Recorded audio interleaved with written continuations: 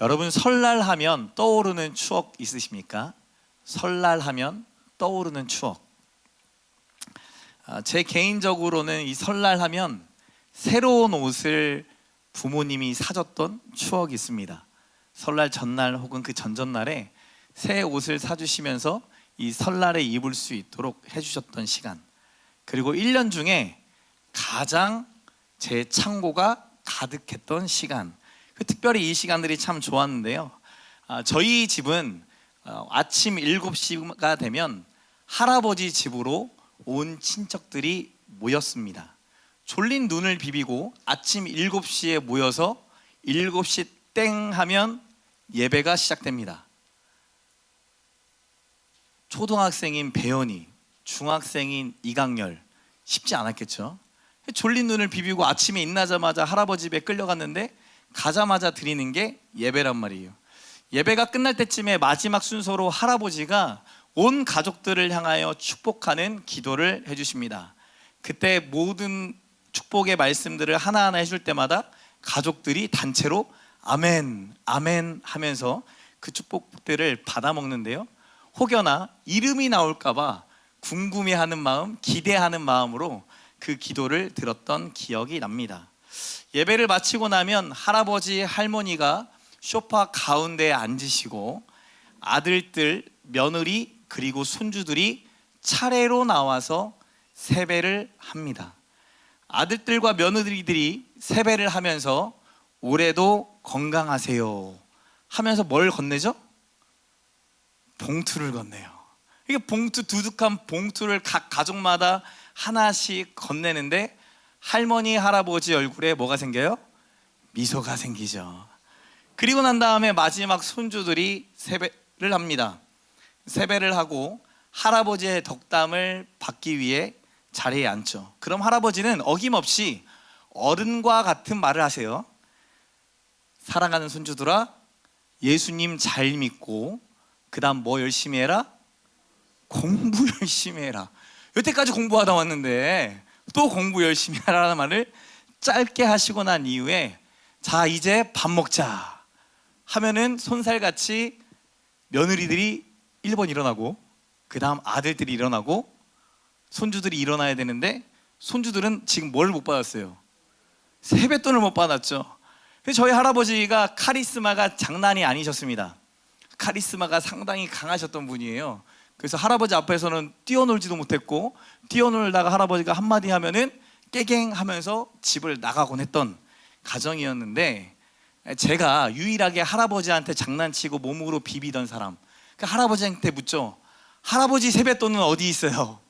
그러면 할머니가 마치 준비하셨다는 듯 챙기신 세뱃돈을 옆으로 쭉 건네시면 할아버지가 받아서 세뱃돈을 주시는데, 보통 저희 할아버지는 돈을 주시면서 이렇게 말씀하세요. 11조하고 나머지는 뭐해라? 저금해라. 저희 할아버지가 이 팔복동 유지셨거든요. 형과 함께 이 팔복동에 살면서 할아버지, 할머니 없이, 아버지, 어머니 없이 어려운 가정 환경 속에서 이 가정을 읽어 오시면서 매해마다 팔복동 땅을 하나씩 사 가실 정도로 하나님께서 많은 축복을 주셨고 많은 은혜를 주셨는데, 저희 할아버지가 이렇게 거부가 된 많은 땅들을 살 수 있었던 이유는 저금이었어요. 당시에 이자가 10%가 넘었단 말이에요. 요즘 10%가 넘는 저축은행 있으면 가겠어요, 안 가겠어요? 무조건 가죠. 당시엔 10%, 15%의 이윤을 남았기 때문에 할아버지 입장에서 저금하는 게 복받는 비결이고 하나님을 알고 11조 하는 게 복받는 비결이라 생각하신 거죠. 제게 설 명절은 여러 가지 의미가 있었는데, 첫째로 1년 중 용돈을 가장 많이 받는 행복한 날이었다. 너무 행복해요. 여러분, 그래서 친척 만나시거나 조카들 만나시면 뭐 하셔야 돼요? 용돈 주셔야 돼요, 제발. 저희 큰아버지 세 분이 계셨는데 저희 큰아버지 세 분은 용돈을 달라고 하면 도망가시던 분들이세요. 어떻게 알고 딱 할아버지 인사 마치면 그 다음 누구 앉으셔야 돼요? 큰아버지 앉으셔야 돼요. 큰아버지가 이미 화장실 가 계셔. 그럼 둘째 큰아빠 찾으러 가야 되는 둘째 큰아빠는 이미 상을 들고 계셔. 셋째 큰아빠도 마찬가지고. 그러니까 세뱃돈을 받을 일이 없는 거예요. 근데 저는 이게 참 한이었거든. 여러분은 오늘 내일 가셔서 기쁜 마음으로 물질을 흘려보내시는 축복된 사람들 되시길 소망합니다.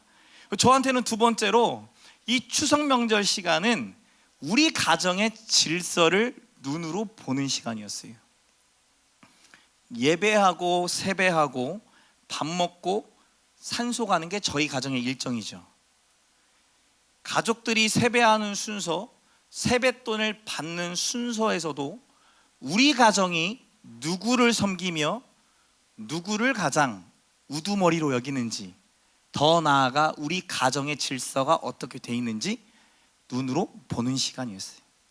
하나님을 섬기는 가정, 하나님의 말씀이 가장 우선시되는 가정, 그리고 그 말씀대로 살아온 할아버지 할머니의 말을, 그분들의 말씀을 마음에 새겨야 하는 가정, 그 말씀을 받은 자녀들이 그 말씀으로 손주들을 가르쳐야 하는 가정.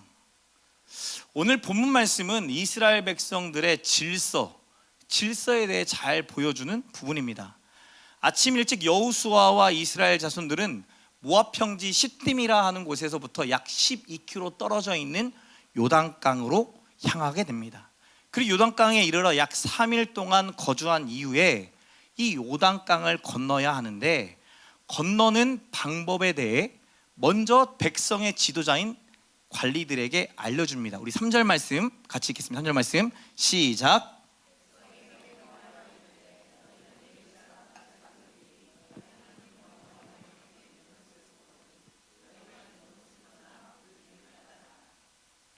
건너는 방법이 뭐래요?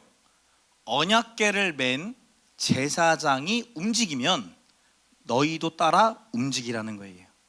하나님은 자신의 임재를 상징하는 언약궤, 하나님이 말씀하셨던 이 언약궤가 공동체의 방향이자 중심점이 되게 하세요. 다시 말해 이스라엘은 하나님의 말씀으로 움직이는 공동체다라는 것을 보여주시는 거죠. 이어 4절 상반절에 백성들은 언약궤를 맨 제사장들과 약 2000규빗 정도 떨어져 거리를 두고 따라오라고 합니다.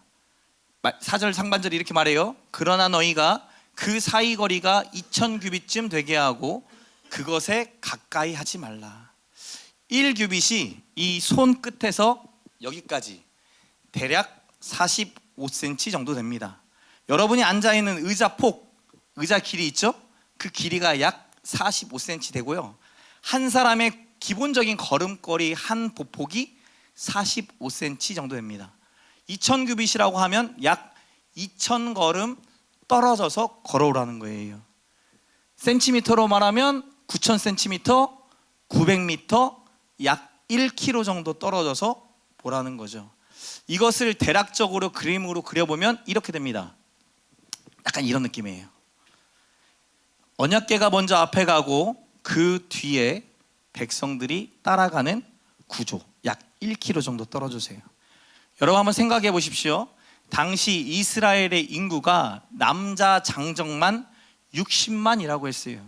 그래서 많은 학자들은 추정하기를 여자도 약 60만 정도 됐을 거고, 어린아이와 노약자에 이르면 약 150만 명에서 200만 명 정도 될 거다라고 이야기합니다. 제가 지난주에 울산을 갔는데 울산이 약 110만 명이에요. 150만에서 200만이면 수원 정도 되는 사이즈가 됩니다. 그러니까 생각보다 많은 숫자죠. 1km를 거리를 둬야 하는 이유 뭘까요? 150만에서 200만 명이 되는 사람들이 이 움직이는 언약궤를 바라볼 수 있는 거리가 약 1km 정도 떨어졌다는 거예요. 방향이 바뀔 때마다 자, 오른쪽으로 가세요, 왼쪽으로 가세요 말하면 어떻게 될까요? 압사당할 확률이 높습니다. 만약 몇 명이라도 다른 곳을 보고 딴짓을 하고 앞에 따라가는 그 사람의 뒤를 따라가지 않으면 150만에서 200만 명이라는 사람이 무리지어 걸어간다는 것은 불가능해요. 어느 순간 사람들이 넘어지기 시작하고 넘어지는 것도 모른 채 사람이 사람을 밟아 죽이는 일이 일어날 수 있죠. 여러분, 단체 여행 가면 가이드들이 뭐 들고 있습니까? 깃발 들고 있죠. 자, 여러분, 이거 하나만 기억하시면 됩니다. 이 노란 깃발은 우리 노란 여행 공동체입니다 라고 하면서 이 깃발을 들어요. 그 깃발을 통해서 뭐 하게 하는 거예요? 만약에 여러분이 길을 잃거나 여러분이 방향을 잃었을 때 이 깃발 하나만 보고 찾아오면 된다라는 거죠. 마찬가지예요. 하나님께서도 약 150만에서 200만 명이나 되는 이스라엘 백성 단 한 명도 놓치지 않으시려고는 하나님의 열심이 이 언약궤를 통해 보여줘요. 철저한 계산과 철저한 질서와 철저한 시스템을 만들어서 이스라엘 백성 모두가 언약궤를 바라보며 하나님의 말씀을 들으며 말씀을 따라 걸어가길 바라시는 거죠. 사랑하는 성도 여러분, 저와 여러분의 가정은 어떻습니까?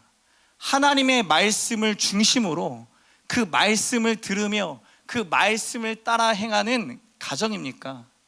여러분의 가정에도 언약궤를 맨 제사장들처럼 이런 장치와 이런 시스템들이 있으십니까? 저희 할아버지 할머니는 매 명절마다 그 시스템을 보여주고 싶었던 것 같아요. 우리가 하나님을 섬기는 가정인 것을 가르치고 싶으셨던 것 같아요. 자신이 먼저 세배받을 수 있어요. 왜? 눈에 보이는 가장 큰 어른은 누구니까? 저희 할아버지 할머니니까. 그럼에도 불구하고 아침의 시작인 새벽 7시부터 온 가족이 모여 3대 4대에 이르러 가정 예배를 드리며 자신도 하나님 말씀 앞에 서며 자손들도 하나님 말씀 앞에 세워지길 바라시는 거죠. 그것을 나름대로 시스템화 시킨 거예요. 저도 이런 고민을 많이 합니다. 어떻게 하면 성도들이 광야 같은 인생길 위에 하나님의 말씀을 따라 움직이는 교회가 되게 할까? 그래서 나온 게 감사노트예요.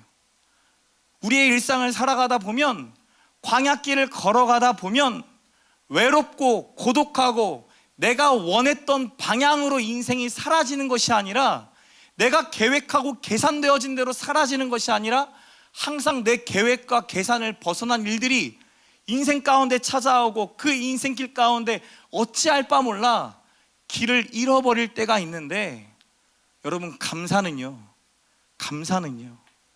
내가 생각하지 못했던 일들을 생각하게 하고, 내가 보지 못했던 것을 보게 하고, 내가 놓쳐버렸던 것을 다시금 붙잡게 하더라는 거예요. 특별히 예수 믿는 사람들에게 감사는 하나님의 선하심, 하나님의 함께하심, 하나님의 역사하심을 보고 경험하게 하는 통로가 되더라. 저도 매일 밤 우리 아이들과 함께 감사한 것을 나눠요. 혹 아이들이 먼저 자거나 바빠서 못할 때에는 아침에 일어나 물어봅니다. 창조야, 태양아, 감사한 거 뭐였어? 그럼 창조가 물어봐요. 아빠, 밤에 하는 건데 왜 아침에 해? 이번 주에 그랬단 말이에요. 아빠, 우리 밤에 하는 거잖아. 왜 지금 아침에? 시작한 지 얼마 되지도 않았는데. 아니, 아빠가 어제 못 물어봐서 어제 감사한 게 무엇이었는지 궁금해서 물어보는 거야. 감사가 습관이 되니까 바라보는 관점이 달라지기 시작하고, 놓쳤던 것을 붙잡기 시작하고, 하나님이 예비하신 축복들을 보는 키가 되더라. 저는 하나님의 말씀 가운데 여러분이 이 감사를 통해 움직이는 교회가 되기를 바라요. 특별히 이 설날 이후에 중고 대학생들과 함께 앞으로 줌 모임을 시작할 예정이에요. 월요일부터 금요일까지 줌에 모여서 혹 아침 혹은 밤에 밤 10시에 모여서 함께 10분 동안 말씀 보고 감사했던 삶을 나누는 시간들을 가져보려고 해요. 이유는 함께 모여서 함께 했더니 너무 좋았어. 너무 좋았는데 막상 나의 삶을 혼자 살아내보려고 하니, 감사를 찾아보려고 하니 안 되더라는 거예요. 감정의 골에 빠져서 관계가 얽혔을 때 얽힌 관계를 푸는 것조차 해결하지 못해 버겁고 힘든 시간들을 보내니까 공부할 수가 없어요. 공부가 웬 말입니까? 공부하다가도 누군가와 비교되기 시작하고, 누군가와 비교할 뿐만 아니라 내 자신에 대한 자존감이 낮아지기도 하고, 때로는 상대방에 따라 내 자존감이 높아지기도 하는, 이랬다 저랬다 하는, 나를 마주하는 연약함이 우리 안에 있잖아요. 저도 여러분도 그 시간들을 함께 오면서 지금 이 자리에 있는 거잖아요. 주문하면서 아이들과 하나님의 말씀으로 움직이는 교회가 되는 것 경험해 보고자 합니다. 쉽지 않아요. 밤 10시마다 아이들이 줌에 들어온다는 게 쉬울까요, 어려울까요? 근데 여러분 재밌는 거 아세요? 우리가 이거 하겠다라고 얘기하니까 올디너리 교회 이송준 목사님, 선한이웃교회 이명서 목사님, 광주 동산교회 박혜인 목사님, 제가 교제하는 목사님들이 그거 좋은 아이디어다, 우리도 함께 하면 좋겠네. 여러분, 혼자는 어렵더라고. 혼자는 생각보다 쉽지 않더라고. 혼자 말씀 묵상하고 혼자 기도의 자리로 나가는 게 절대 쉬운 일이 아니에요.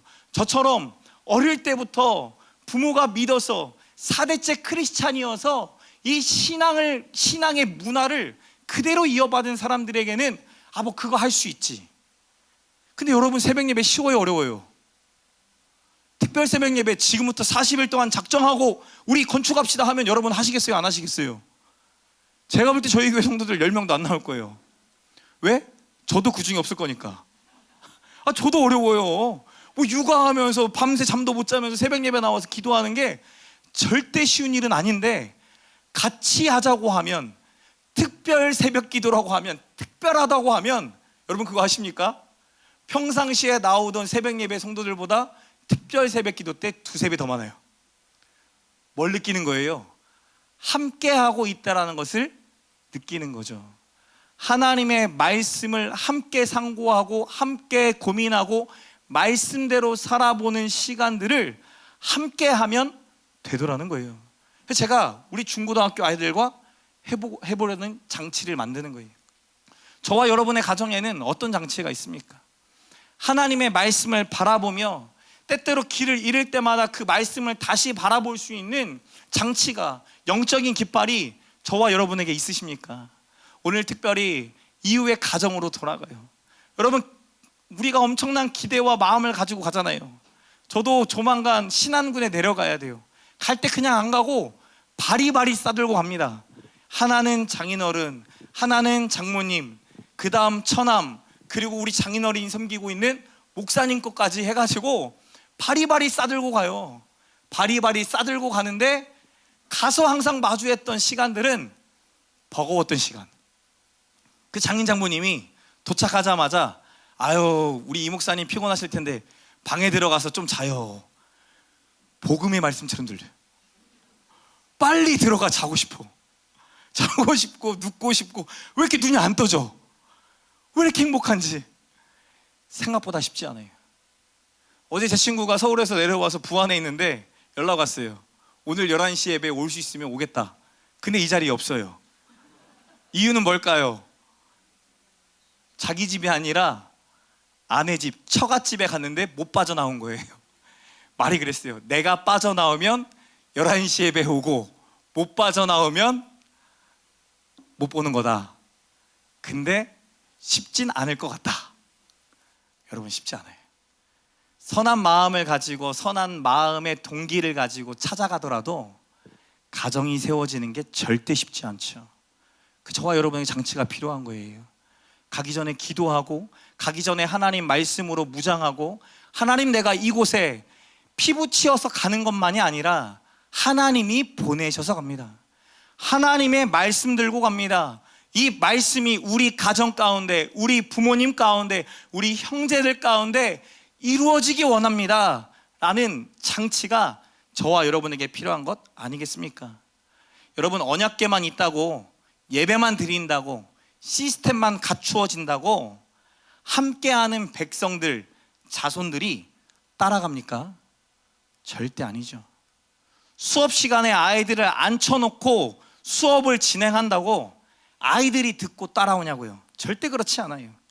이 요단강을 건널 때 제사장들을 따로 부르신 다음에 제사장들에게 다음과 같은 3가지를 요구합니다. 첫 번째는 너희에게 준 언약궤를 메고 백성 앞으로 먼저 나가라는 거예요. 그리고 난 다음에 두 번째는 8절에 너희가 요단 물가에 이르거든 요단에 들어서라 명령하세요. 백성들보다 앞서가라 하셨고 백성들보다 먼저 요단강 물가에 발을 담그라는 거예요. 그리고서 마지막 세 번째가 모든 백성이 요단강을 건너기를 마칠 때까지 요단강에 서 있으래요.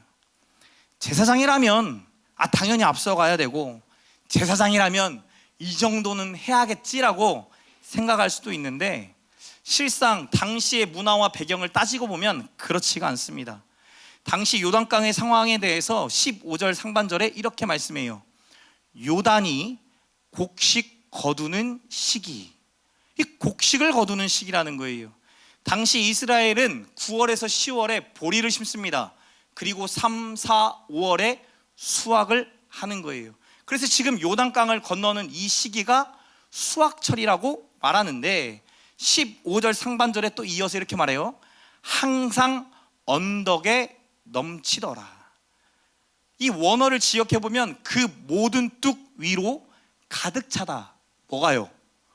물이 가득 차겠죠. 물이 뚝을 넘어서 가득 찰 정도로 범람한 상태가 되었던 것이 요단강이었다라고 말합니다. 여러분 지금의 요단강은 이래요. 한번 보여주세요. 강 같아요? 천 같아요? 전주천보다도 작죠. 그리고 재밌는 것은 이 성경이 말하는 모든 뚝 위로 가득 찼다라고 말하는 이 강뚝을 포함한 이 거리가 약 1km까지 물이 넘었을 때 확장되어진다고 합니다. 1km가 어느 정도냐면 한강의 강폭과 같은 거예요. 그 정도로 갑자기 이 천 같았던 강이 확 범람하게 되는 거죠. 심지어 요단의 가장 낮은 곳은 해발 마이너스 430m라고 합니다. 무슨 말이에요?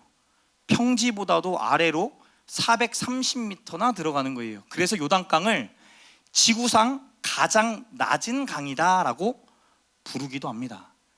지금 보면 쉽게 건널 수 있는 강처럼 보여지지만 여호수아 3장에 나타난 요단강은 그냥 건넜다가는 범람하는 물에 휩싸이거나 그냥 건넜다가는 갑자기 푹 들어간 지형으로 인해 죽음을 맞이할 수밖에 없는 거예요.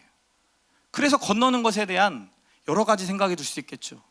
약속의 땅에 들어가기 위해 40년 동안 광야를 맴돌았어요. 그러니까 이 범람기가 끝난 이후에 조금 가라고 하는 이 일정을 미뤄서 들어가면 안 될까요? 그렇게 생각해 볼 수도 있잖아요. 더욱이 장정만 있는 것이 아니라 여인들이 있고 노인들이 있고 아기들이 있어요. 1km나 되는 이 거리를, 물로 가득 차는 거리를 건너간다라는 건 거의 죽으러 가는 것과 마찬가지죠. 그뿐만 아니라 제사장들이 이 법궤라는 것을 어깨에 메고 범람하는 요단강을 건너야 하는 겁니다. 무모하기 짝이 없는 짓이잖아요. 그럼에도 하나님은 백성들에게 건너가라 말씀하세요. 지구상 가장 낮은 곳에서 가장 어려운 순종을 요구하시더라는 거죠. 특별히 12절에 보니까 12지파의 대표들을 한 명씩 뽑으래요. 여러분 이때 손들고 제가 대표 되겠습니다 라고 하실 분 계십니까? 범람하는 물, 그 범람하는 물 가운데 내가 대표가 되어서 이 공동체를 이끌며 나아가겠습니다 하시는 분 손 한번 들어보시죠. 쉽지 않죠. 절대 쉬운 일은 아니에요. 그리고 난 13절에 보니까 언약궤를 맨 제사장들, 그 제사장들에게도 요구하세요. 우리 13절 말씀 함께 읽겠습니다. 13절 말씀 시작.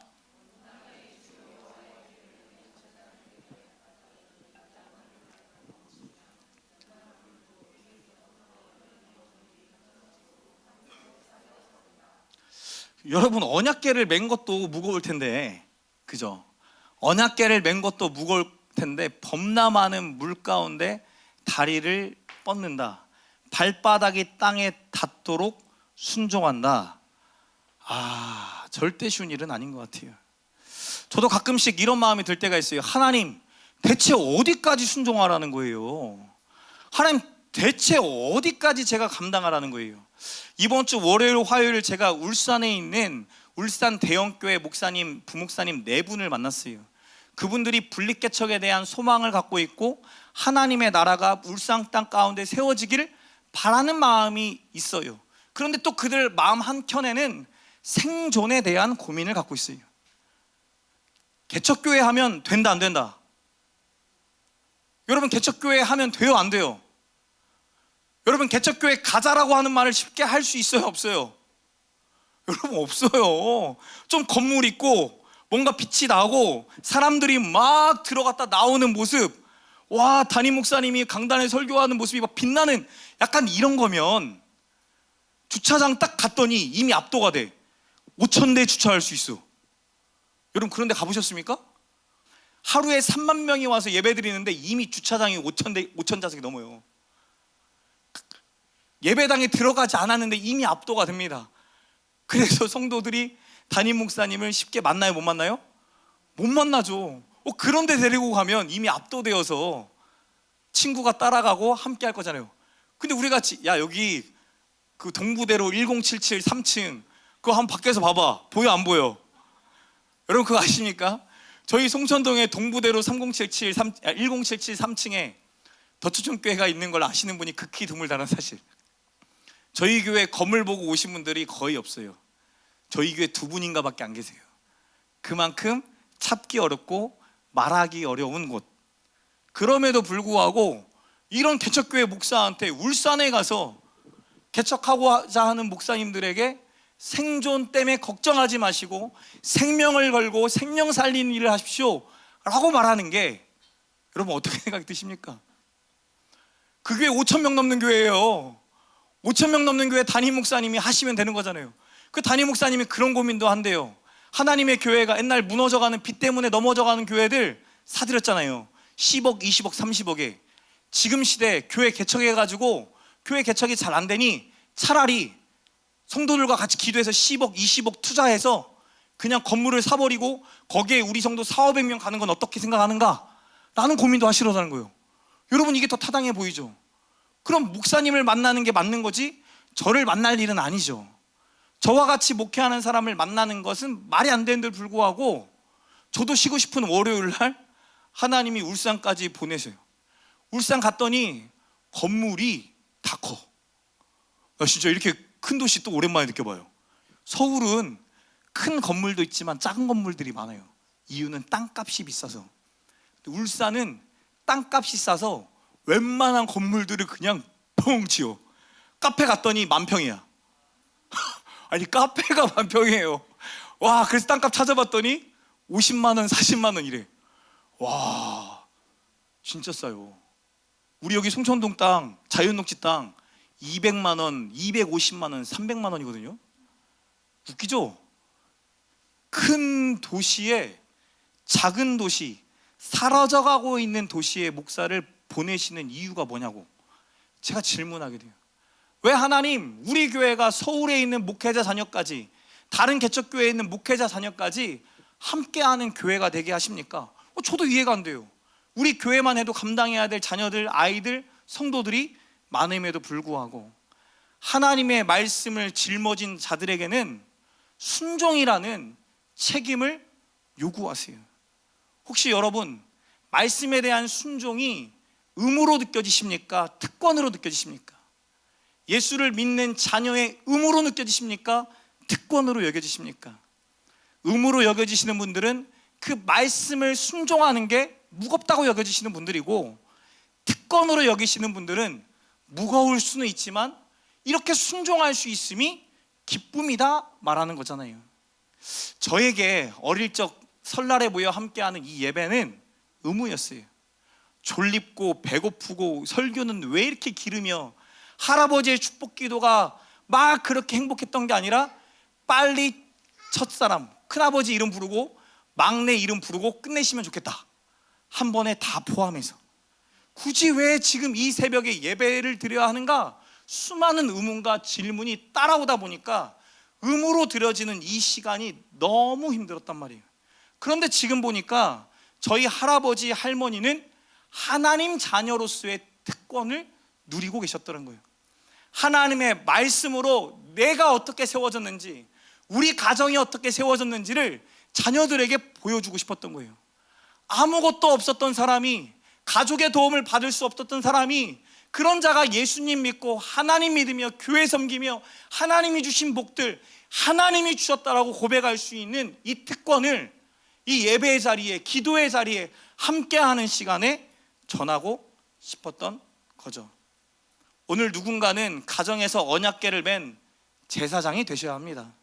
또 어떤 분은 12지파의 대표로 뽑힌 한 사람이 돼야 할지도 몰라요.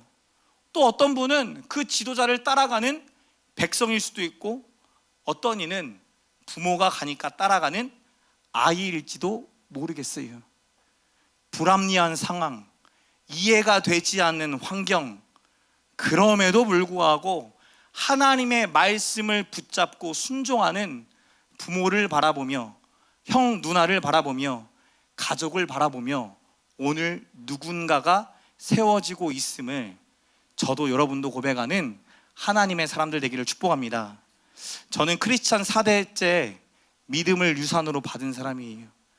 1세대, 2세대가 경험한 은혜, 그들이 경험한 광야에 비하면 제가 경험하는 것은 극히 일부 작은 걸지도 모르겠어요. 저희 어머니 아버지가 요단강을 건넌 거라면 저는 가나안 땅에서 젖과 꿀이 흐르는 축복만 먹고 살았을지도 모르겠어요. 그럼에도 불구하고 1세대, 2세대, 3세대, 4세대 모든 세대에 거쳐 홍해를 만나고 요단강을 만나고 범람하는 물가를 만나는 것은 동일하죠. 할아버지가 갈등했던 일을 저희 아버지가 갈등했고, 아버지가 갈등하는 일을 제가 갈등하죠. 그리고 저의 새 아들들이 갈등하겠죠. 그러나 저에게 감사한 것은 의무로 살아왔지만 특권으로 누리고 계신 부모님, 믿음의 선배들이 있었다는 거예요. 제가 똑같이 갈등하는 문제, 말씀이 없고 신앙이 없어 방황할 때 우리 할아버지는 어떻게 결정하셨을까? 우리 아버지는 어떻게 결정하셨을까? 그리고 하나님은 나에게도 어떤 결정과 순종을 요구하시는가 묻게 되더라고요. 할아버지는 저희 가정에 신앙의 기초를 세우셨고, 저희 아버지는 그 신앙을 가지고 교회를 세우셨고, 그리고 오늘 저에게는 하나님의 나라를 세울 수 있는 특권을 주신다라는 것을 발견해요. 그래서 저희 교회가 항상 강조하는 거, 모델이 되기보다 샘플이 되자. 한국교회 모델이 되기보다 이렇게 신앙으로 살아볼 수 있는 샘플이 되자라는 믿음의 결단이 저희 할아버지, 아버지, 믿음의 선배들의 삶을 보고 결단할 수 있었어요. 교회가 안 된다라고 다 말하고, 복음이 전파되지 않는다라고 얘기하고, 예수 믿는 사람들도 다 똑같고, 예수 믿는 사람의 가정도 깨지더라 라고 말하지만, 하나님 말씀을 붙잡고 요단강을 건너갔던 할아버지, 하나님의 말씀을 붙잡고 요단강을 건너갔던 아버지처럼 저도 하나님의 말씀을 붙잡고 요단강을 건너겠노라 결단했었어요. 모델이 되지는 못할 망정 샘플이라도 되면 하나님 그것을 은혜로 알고 살아가겠습니다. 우리 자녀 세대가 전혀 다른 세대라 부르는데, 다른 세대가 다음 세대가 될 수 있도록 하나님, 저도 샘플 교회 되게 해주세요. 기도했어요. 사랑하는 성도 여러분, 하나님이 요구하시는 이 순종이 불합리해 보여요. 굳이 범람하는 물일까? 왜요? 하나님 바라보라고. 언약궤를 바라보듯 상황이 바뀌어도, 환경이 바뀌어도 끝까지 하나님을 바라보며 살아가는 자들을 하나님이 끝까지 책임지시고, 하나님의 의무를 다하시고 자녀된 특권을 누릴 수 있는 은혜를 부어주시겠다 말씀하세요. 저와 여러분에게 그 은혜와 특권이 있어요. 그 은혜와 특권 가지고 믿음의 교회를 세워가며 믿음의 가정을 세워가는 저와 여러분 되시길 축복합니다. 여러분, 여러분의 가정 하나님의 나라로 세워질 걸 믿으십니까? 눈으로 보기엔 안 믿어질 수 있어요. 근데 하나님 일하시더라고요.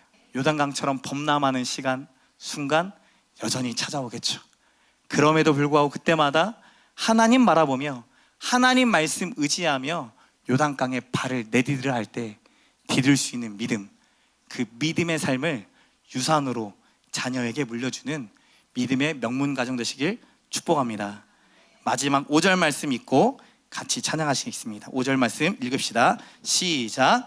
여호수아가 또 백성에게 이르되 너희는 자신을 성결하게 하라. 여호와께서 내일 너희 가운데에 기이한 일들을 행하시리라. 성결, 거룩, 여러분 생각하면 뭔가 단정하게 입고 깔끔하게 하는 것 생각하는데 아니에요. 가장 중요한 건 중심이에요. 마음이에요. 이런 우리 가정에도 하나님이 일하실 거다. 이런 나에게도 하나님이 일하실 거다. 이런 상황 속에서도 하나님은 우리를 함께 하시고 이런 상황 속에서도 하나님이 말씀대로 이루실 거다.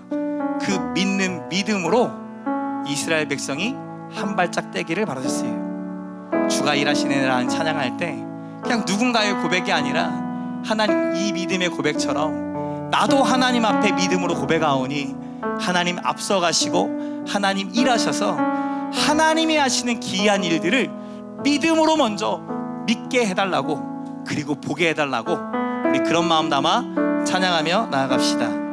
요단강이 범람했다. 여러분 아이러니하죠. 수확철이에요. 뭔가를 거둬야 할 땅입니다. 실제로 지금도 지형적으로 보면 여리고라는 지역은요 비옥한 땅입니다. 인터넷 찾아보세요. 진짜 비옥한 농사 짓는 땅이에요. 근데 이 비옥한 땅에 이 물이 범람해버리면 모든 것은 수포로 돌아가는 것 아닙니까? 지난날의 수고가 사라지는 것 아닙니까? 저희 할아버지가 팔복동에서 농사를 지으셨던 분이세요. 뭐 특별한 걸 했던 게 아니라 농사를 지으며 교회를 섬기셨던 분이세요. 근데 저도 들었는데 이 여름철이면 비가 억수같이 쏟아지잖아요. 장마철 있잖아요. 장마철이 떨어지는데 이 장마철에 하필이면 주일에도 비가 오기 시작하는 거예요. 토요일 날부터 비가 많이 오기 시작하는데 주일에도 많이 오니까 얼마나 염려되고 걱정되겠어요. 모두가 같이 농사 짓는 사람들인데 어떤 사람들은 당장 논으로 뛰어가는 사람이 있는가 하면 저희 할아버지는 예배하는 그 예배의 자리로 가셨다라고 이야기하시더라고요. 예배를 다 마치고 난 다음에 그 자리에 왔대요. 이해가 되지 않죠. 상식적으로 비상식적인 일이 아닌가. 그런데 할아버지 옆방에 저희 큰아버지가 살았고 그 옆으로 둘째 큰아버지 집을 지어주셨고 그 옆으로 셋째 큰아버지 집을 지어주셨어요. 함께 살고 있는 모든 아들들은 할아버지가 하고 있는 선택들, 이미 물로 가득 차버린 논두렁에 가지 않고 예배하고 있는 할아버지의 모습, 그 삶을 보고 자라게 되었던 거죠. 저희 아버지가 시골교회 6년 섬기다가 전주로 나와 개척한다고 했을 때 그때 인천에 있던 한 교회에서도 스카우트제의가 있었대요. 이 교회에 와서 섬겨라. 근데 저희 아버지의 마음에 목회를 시작할 때 죽을 사람, 폐병으로 걸려 죽을 사람 살려주셨으니 하나님 저도 제 생명을 다해 교회 하나 개척할 수 있게 해주세요. 저희 할아버지가 반대하셨다는 거예요. 기붕아, 목사 되지 말고 장로 되고 개척하지 말고 그냥 큰 교회 가고. 부모의 마음은 그렇잖아요. 그런데 이 아들이 할아버지의 말을 거역합니다. 그리고 전주로 나와 개척을 하고 이 개척한 교회가 곰팡이가 쓸어있는 집에서 자고 있는 모습을 본 할아버지가 마음이 아프셔서 호성동에 있는 동신 아파트를 방문한 첫날 바로 매매하시고 아들에게 줍니다. 사랑하는 아들아, 곰팡이 집에 살고 있는 네 모습이 너무나 마음이 아프다. 너 들어가서 살아라. 내가 너를 위해 집을 샀다. 여러분 멋있죠? 저도 그런 멋있는 아빠 됐고 할아버지 되고 싶어요. 창조한테 야, 아빠가 서울에다가 송파에 하나 줄게 할 수 있는 멋있는 아빠. 근데 저희 아버지가 거절해요. 아버지, 저는 이 교회를 세울 때 1년 동안 이 예배당이 하나님의 성전이라 생각하고 하나님 앞에 예배하며 잠자기로 했습니다. 1년 동안 철회할 겁니다. 못 들어갑니다. 할아버지가 한마디 더 건네요. 너 오늘 밤 안 들어가면, 오늘 밤 내가 사준 집에서 안 자면 난 앞으로 평생 동안 너네 집에서 자지 않겠다.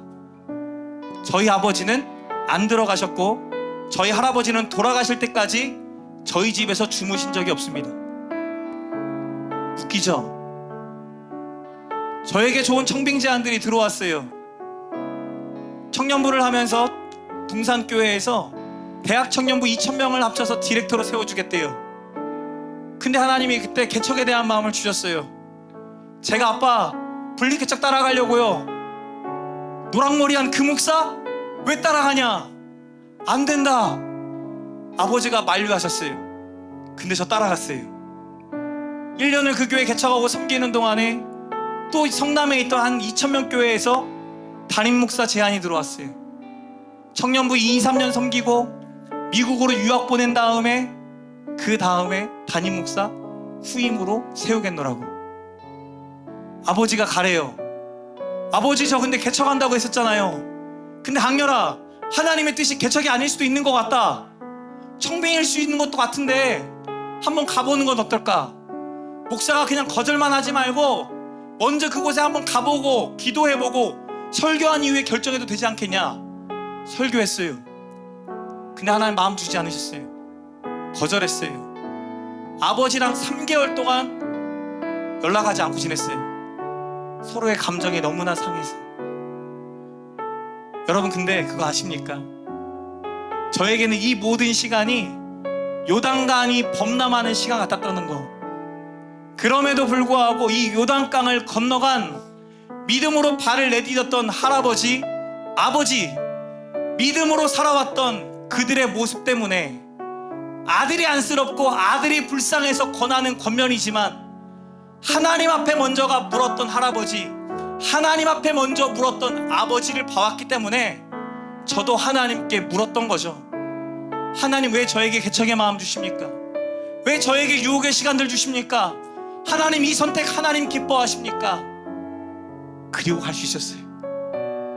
하나님이 먹이셨고 하나님이 입히셨고 하나님이 채워주셨고 그 믿음의 증거가 저희 아버지였고 저였기 때문에 앞으로 내가 살아갈 그 삶, 내 자녀들이 마주할 삶에서도 결국 이 믿음의 길을 선택하고 걸어가길 바라는 믿음의 마음을 하나님께 올려드리며, 하나님, 가진 것 아무것도 없고 앞으로의 미래가 너무나 두렵고 걱정되기도 하지만 그럼에도 불구하고 하나님의 은혜를 바라보며 믿음으로 나아갑니다. 제사장들이라고 떨지 않고 그냥 갔을까요? 범람하는 물이 점점점 가까워지면 가까워질수록 그들의 마음도 요동치지 않았을까요? 그럼에도 불구하고 그들이 믿음의 길을 걸어갔던 건, 믿음의 삶을 걸어갔던 모세와 여호수아, 그리고 하나님 앞에 기도하며 그 모든 시간을 걸어왔던 믿음의 선배들이 있었기에 그들도 걸어가지 않았겠습니까? 오늘 이 시간 저도 여러분도 그 믿음의 사람으로 세워지기를 간절히 소망합니다. 우리의 가정을 세우는 방법은 여러 가지가 있겠죠. 돈으로 모든 걸 해결해 버릴 수도 있을 수도 있어요. 그러나 우리가 자녀들에게 사랑을 가르쳐 줄 수 없고 365일 24시간 함께 할 수 있는 유한하지 않은 존재인 것을 우리는 너무나 잘 알기에, 요단강이 범람하는 시간들이 모두에게 찾아올 수밖에 없음을 알기에 오늘 우리가 믿음으로 내어드리고 믿음으로 살아내는 의무처럼 여겼던 예배의 자리가 특권의 자리가 되어지는 은혜를 경험해야만 우리도 요단강을 건너는 제사장, 믿음의 백성될 줄 믿습니다. 같이 한번 기도하실 때, 하나님, 우리의 가정을 놓고 기도합니다. 연약한 종을 놓고 기도합니다. 우리의 자녀들을 놓고 기도합니다. 하나님, 요단강이 덤실거리는 이 시간에도 하나님 앞서 일하고 계심을 믿게 하여 주시옵소서. 말씀대로 이루시는 그 하나님 바라보며 나도 믿음의 강을 걸어갈 수 있도록 주가 일하심을 믿으며 나아갈 수 있도록 역사해 달라고 우리 함께 같이 기도하시겠습니다.